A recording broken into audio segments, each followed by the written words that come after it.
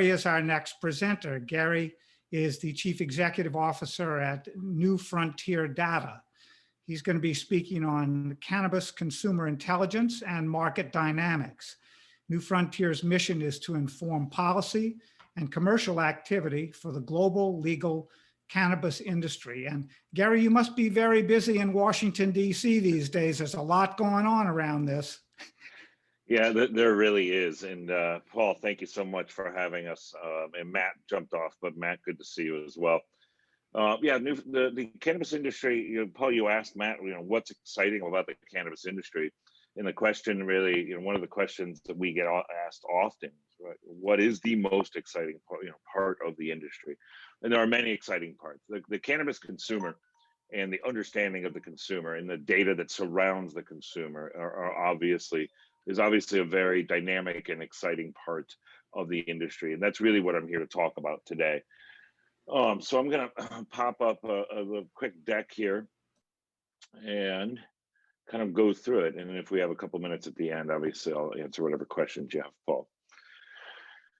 But New Frontier Data, we're here to talk about the cannabis consumer, the intelligence, and some market dynamics. The most exciting part of the industry, in my opinion, and New Frontier Data's opinion, is the consumer. A little bit about us. We were founded in 2014. We are the premier global cannabis data, and analytics technology firm.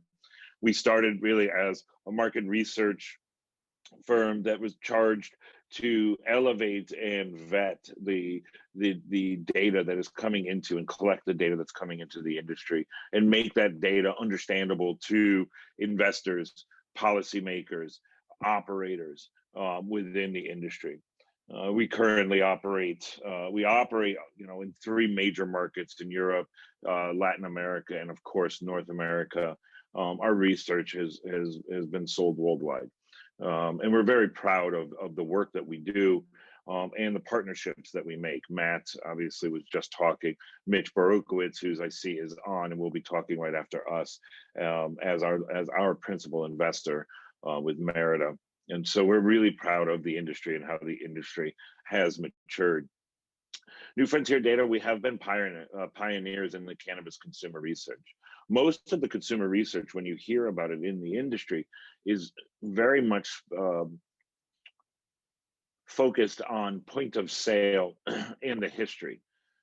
New Frontier Data, about 3 years ago, having spent the first 3 years of our lives really diving into the market research and business intelligence on how the cannabis industry operates, took the obvious step of ensuring that we understood more about cannabis consumers. We did establish the standard in the industry on how to archetype the consumers. And we're going to talk a little bit about how you do that, and then show the dynamic differences and what people believe who people believe are consumers of cannabis and who they actually are. Data-driven consumer understanding, right? The consumer landscape. In any mature market, understanding consumer engagement, understanding the consumer education and the level of education that the consumer has about products, and understanding consumer performance. How does the consumer actually buy the products that are being offered in that industry? And what is their behavior? How do you archetype and how do you understand the profile of the consumer? And how do you understand the consumer migration from season to season, as far as the types of products that they buy, why they buy those products, and how to continue that engagement and mature that engagement as better data becomes available, as the market grows. And Paul, as you said, just in the last few months, having 10 markets come online and announce that they're coming online, really makes a very dynamic consumer landscape. Currently, there are 235 million consumers in the United States that live with legal access to some form of cannabis, either through a recreational market, the combination of recreation and medical, or medical only. And it's an important understanding for investors that may be on this call, and investors that we talk to, that this consumer is not only ubiquitous throughout the United States, and not only now has access like never before, but they're not exactly who you think they may be.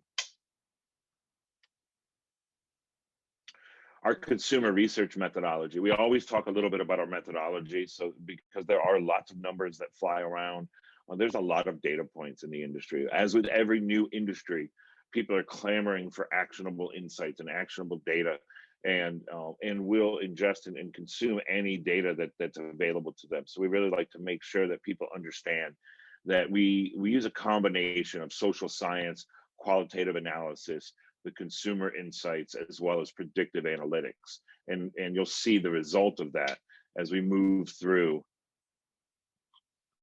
these next couple of slides. Basic consumer understanding through POS systems and through,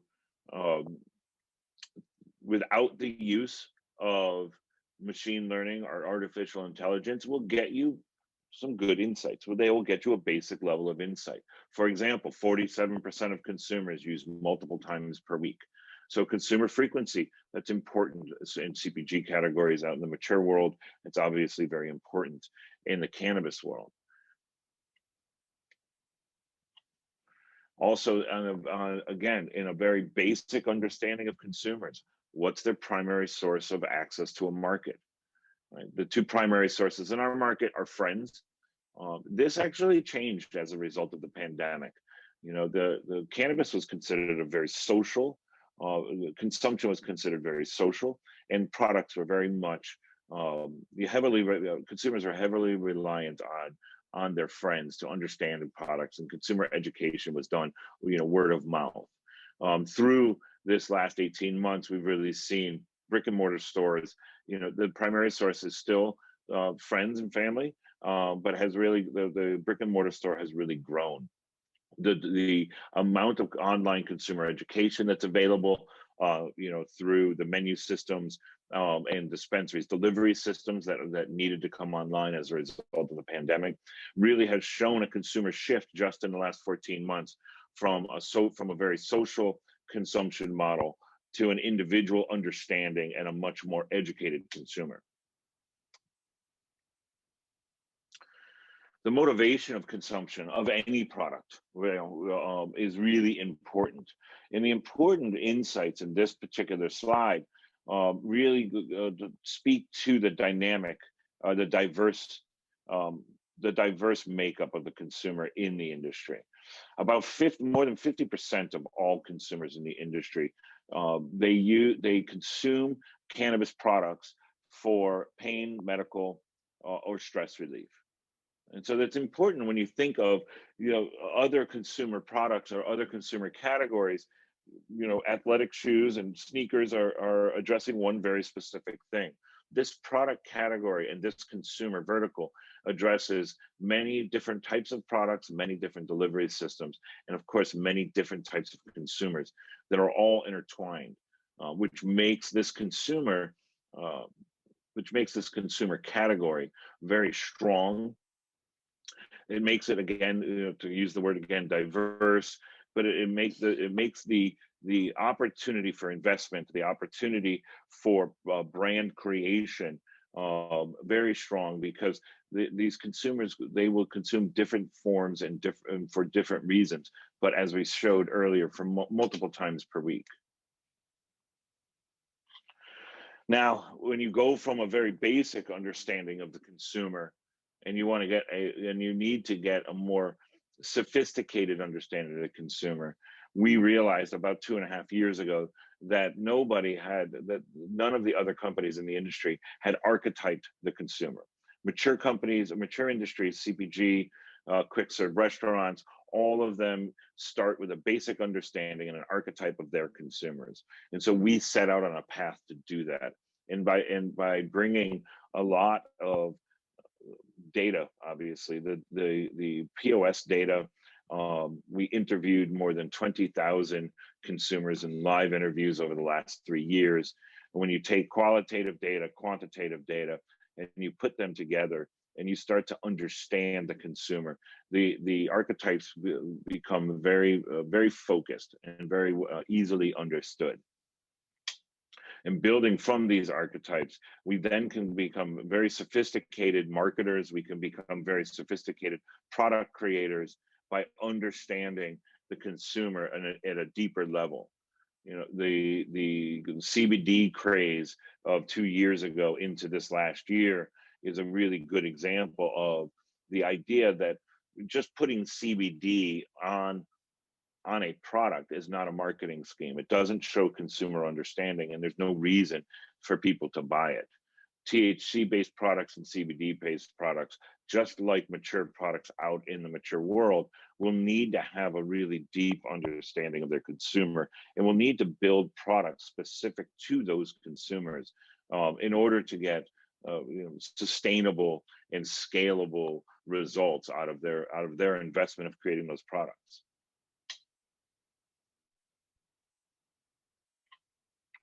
Another really important thing to understand about this particular market is that there still is a large component of it that is illegal. And so the illicit market still represents a significant amount of the overall cannabis consumption and overall cannabis sales. However, the most frequent consumers, once they move, they transition from the illegal market into the legal market and cooperate with those states' laws and regulations, that consumer tends to spend more and spend more often.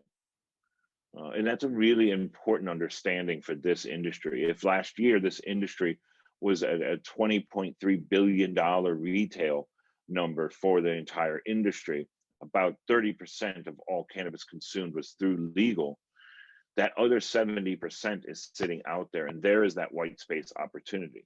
If $20 billion represented about 25 to 30% of the entire market, that other 70% is a huge opportunity.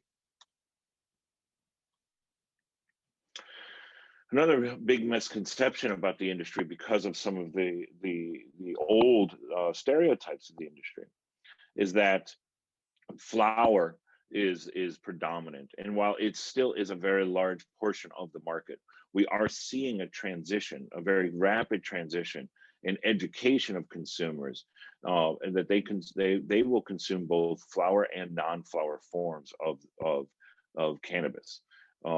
Obviously in the THC forms of cannabis.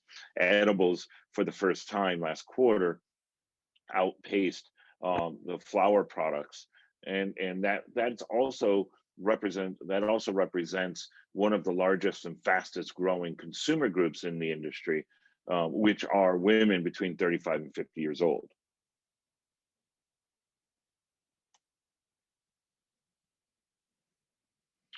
Again, diving deep into how the consumers behave. Six of the 11 archetypes that we have are frequent users, and the majority of each of those consume a few times a week. In retail, in any retail, you'll hear share of wallet, you'll hear lifetime value, you'll hear shopping cart size. If you have millions of consumers, and we have identified a probabilistic number of about 150 million consumers in North America alone. If you have millions of consumers that consume a few times a week, the numbers, the statistics, and the performance indicators that brand manufacturers, retailers, and even growers will use to model their business. Again, those performance indicators show that the shopping cart will be larger, the frequency of shopping will be more frequent, and also even multiple times a week, as I've just said.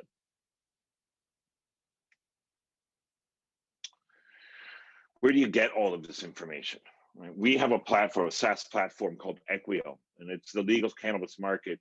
It's the reference library and actionable now marketing intelligence library for the industry.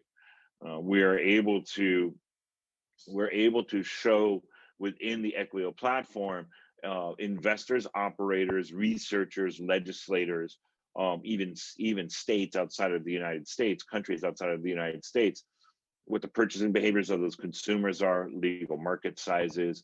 The data that is collected in this industry is significant. We're able to show dispensary foot traffic, right, for not only the operators in the industry, but also the investors in the industry marketers in the industry, product manufacturers who are hoping to get into particular regions and particular markets.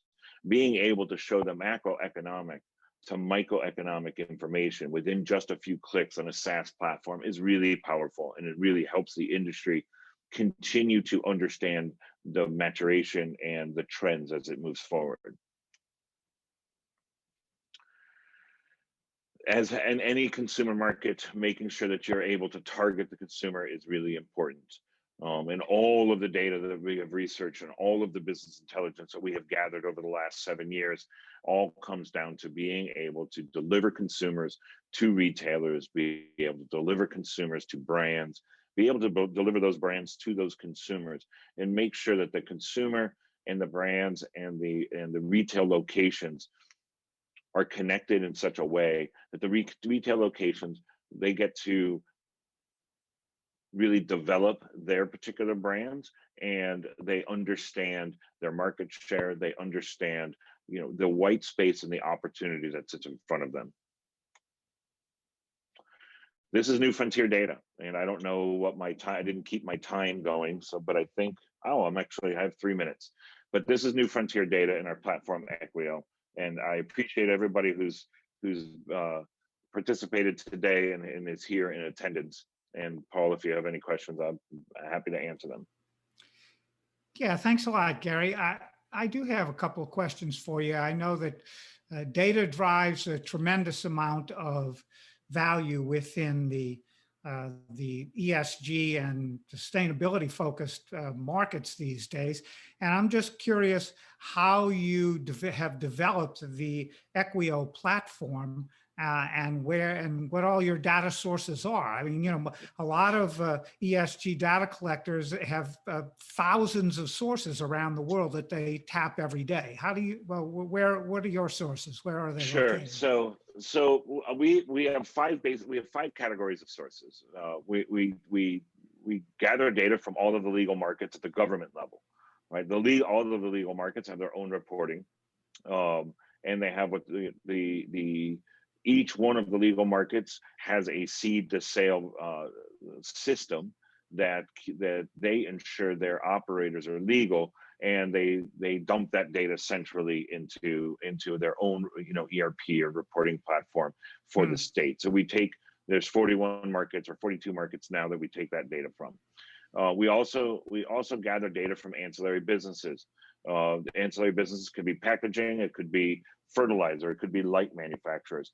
And there are about 14,000 active ancillary businesses in each one of the markets for a total of about 85,000. You know, about 85,000 total ancillary businesses that are licensed in the United States right now. We also take information directly from POS systems, and we've partnered with a few POS systems.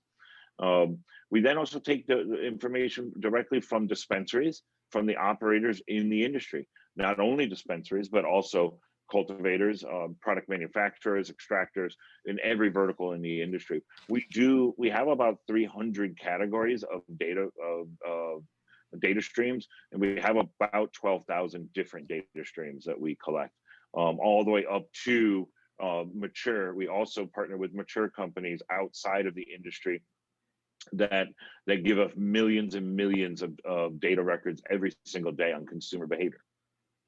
Great. Okay, well, thanks an awful lot for your time today, Gary. We really appreciate it.